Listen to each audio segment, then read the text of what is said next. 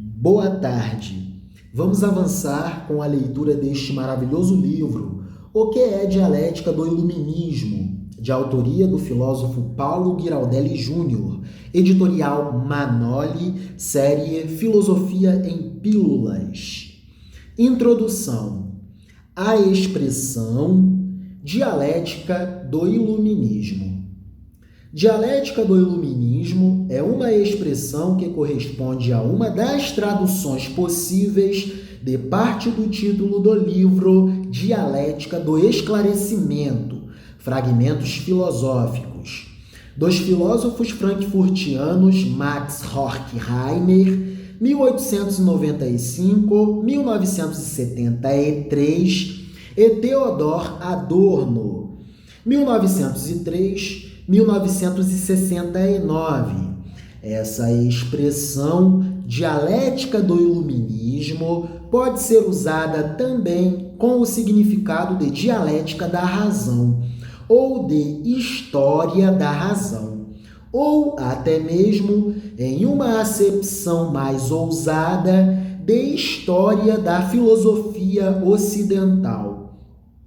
Nenhuma dessas acepções foge do que é contado no livro dos dois grandes expoentes da escola de Frankfurt. Compreender a dialética do iluminismo é compreender o núcleo filosófico do livro Dialética do Esclarecimento. Não é uma tarefa simples, todavia, há boas chances de êxito quando o leitor não despreza alguns elementos clássicos dispostos na literatura contemporânea. Vamos percorrê-los de forma pontual, sem exageros analíticos, de modo a não perdermos o foco. O primeiro problema a ser enfrentado é o da tradução da expressão que dá título ao livro de Horkheimer e Adorno. Devemos ficar com dialética do iluminismo ou com dialética do esclarecimento? O tradutor deu suas justificativas. Todavia, para o que interessa aqui, seria pouco produtivo adotarmos seus passos. Esse tradutor preferiu seguir o que seria, segundo ele, a correta tradução de outro texto clássico, o Resposta à Pergunta: O que é o esclarecimento?, de Immanuel Kant, 1724-1804. Esse procedimento tem o seu mérito. Afinal, nesse texto de Kant, tudo soa adaptável aos nossos ouvidos quando ele diz em alemão o que seria equivalente em português à expressão homem esclarecido. E certamente não optaríamos pelo melhor sentido se adotássemos homem iluminado. Assim, avalio que o tradutor faz um bom trabalho quando diz que é bom ler o termo aufklären como esclarecer e o termo aufgeklärt como esclarecido. Estou com ele quando afirma que, entre nós, os usuários do português, iluminado é um termo que tem a ver com o místico e esclarecido não, de modo que o último, o termo esclarecido, seria melhor para o caso. Foi dessa forma, então, que chegou ao título do livro, Dialética do Esclarecimento. Mas pode-se dizer que essa sua atitude se deve à busca de uma unidade para a tradução, que é o objetivo do tradutor em uma editora comercial. Não é nosso caso. Como nossa tarefa aqui não é a tarefa do tradutor profissional, podemos e devemos agir de modo a considerar mais possibilidades. Nosso trabalho implica ampliar caminhos de entendimento e, para tal, as justificativas teóricas do tradutor são uma opção a mais. Não precisam ser tomadas como ordem do certo ou do errado. Não precisam ser tomadas dogmaticamente. Sejamos flexíveis, sejamos filosóficos.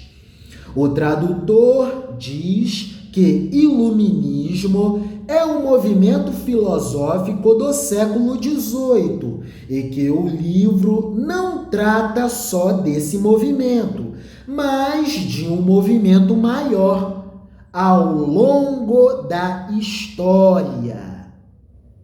Ora, é exatamente por causa disso que nós podemos preferir antes iluminismo que esclarecimento, ao menos no título, pois a maneira como Hegel e também os frankfurtianos trata o iluminismo implica tomá-lo como um movimento bem determinado no âmbito da história, mas no campo da filosofia como um conjunto de práticas possíveis de ser imputadas a outras épocas.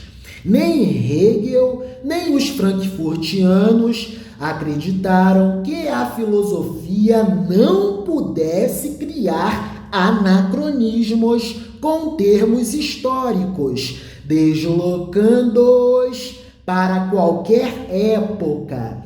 Aliás, essa é uma das vantagens da filosofia sobre a história, a de poder se libertar da regra científica da historiografia, que torna o anacronismo o grande pecado do historiador. O pecado do historiador é a virtude do filósofo. E aqui a conversa e a leitura é filosófica.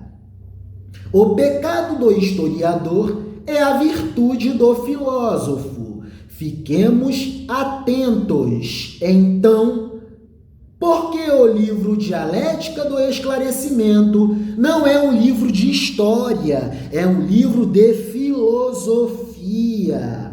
Trata-se de um livro de filosofia com forte conteúdo histórico. Indo às raízes que alimentam a obra de Horkheimer e Adorno, a expressão dialética do iluminismo para o título do livro parece ser uma opção interessantíssima. A divisão formal do livro é de cunho kantiano, de modo que os assuntos dos capítulos lembram os assuntos das críticas kantianas. No entanto, o fio condutor deve mais, com certeza, à obra de Hegel, 1770-1831. Indo além do fio condutor, o conteúdo do livro de Adorno e Horkheimer mostra dívidas para com várias fontes, e o marxismo e a psicanálise estão tão presentes quanto Nietzsche, Schopenhauer, Sade, Kant e toda uma gama de informações vindas de leituras tanto de teatro, romance, filosofia e literatura clássicas. Isso é importante, a abrangência, a abertura de espectro para beber de várias fontes intelectuais vale a releitura. Indo além do fio condutor, o conteúdo do livro de Adorno e Horkheimer mostra dívidas para com várias fontes, e o marxismo e a psicanálise estão tão presentes quanto Nietzsche, Schopenhauer, Sade, Kant e toda uma gama de informações vindas de leituras de teatro, romance, filosofia e literatura clássicas, além de elementos oriundos do cinema, do rádio e de formas contemporâneas de literatura e artes plásticas. Trata-se, sem dúvida, de um livro que testemunha a fantástica erudição de seus autores. A questão que se impõe aqui, para avançarmos na leitura compreensiva do livro em questão e então apreendermos a noção de dialética do iluminismo, é saber de que maneira Hegel adentra o ambiente, uma vez que é ele quem dá o eixo da história contada por Adorno e Horkheimer. Isto é, o que Hegel efetivamente fornece é uma pergunta. O que Hegel efetivamente fornece para os dois frankfurtianos? Mil perdões, é uma pergunta. O que Hegel efetivamente fornece para os dois frankfurtianos? Diferentemente de Descartes, que parte de um fundamento que é a certeza do cogito, Hegel não se preocupa com um ponto de partida desse tipo. Assim, quem está habituado com a entrada moderna na filosofia, que exige uma evidência inicial, pode estranhar o que qualificaria como um dogmatismo de Hegel. Todavia, é necessário notar que Hegel quer desenvolver propositalmente outra perspectiva, antes que uma certeza inicial, para ter como primeiro degrau uma verdade indubitável. Ele, Hegel, quer propor o que seria o desenvolvimento da razão, o desenvolvimento do espírito.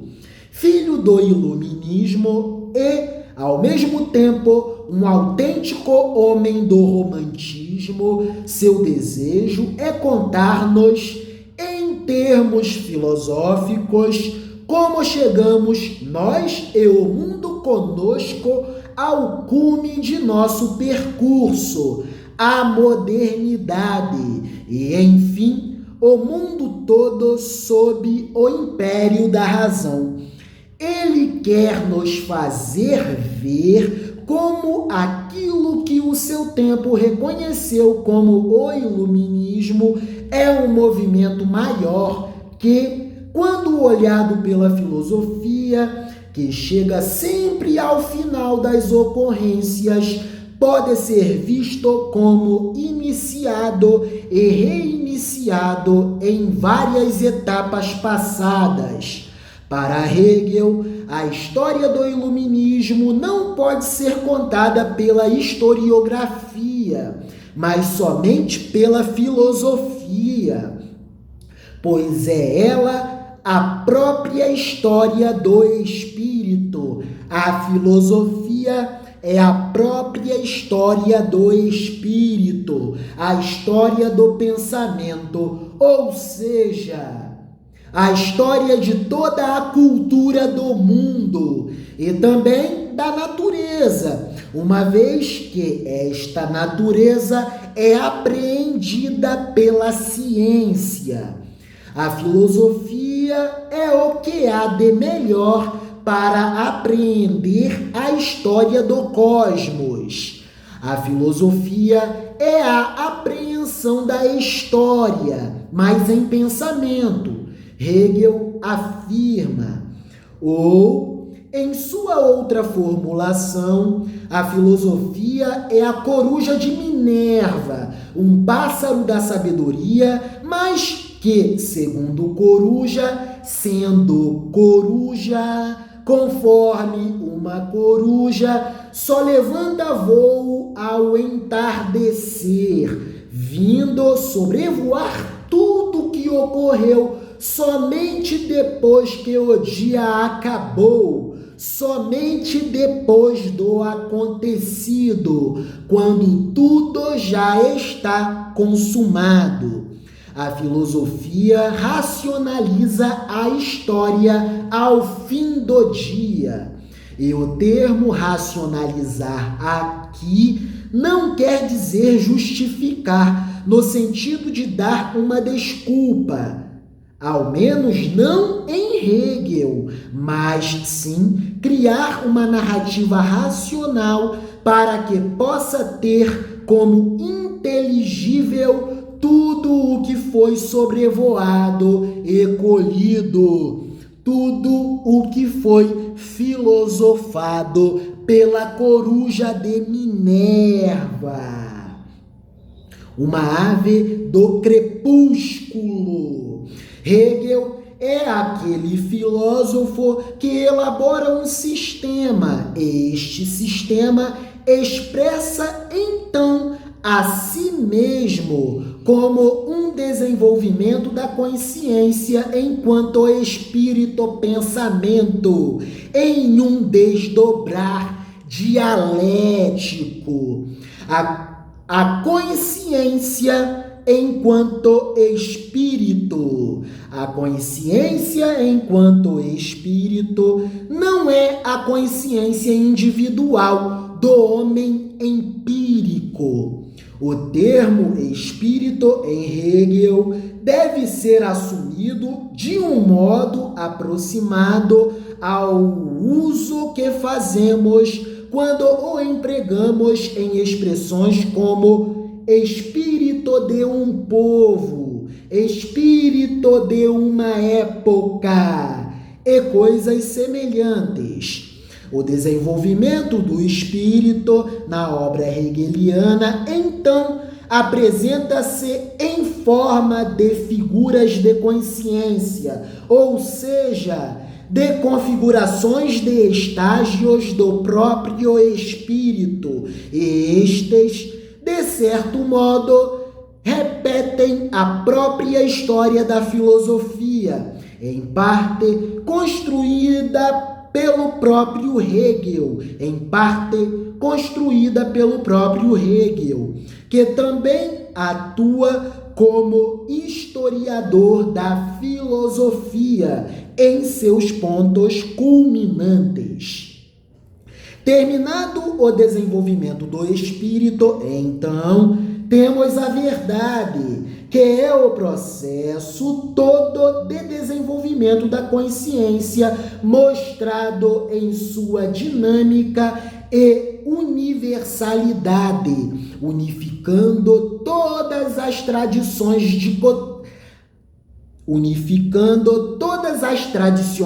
dicotomias que, em geral, se mostram não unificadas em outras filosofias, as dicotomias mente-corpo, sujeito-objeto, cultura-natureza. Repetirei para ganhar fluidez à leitura.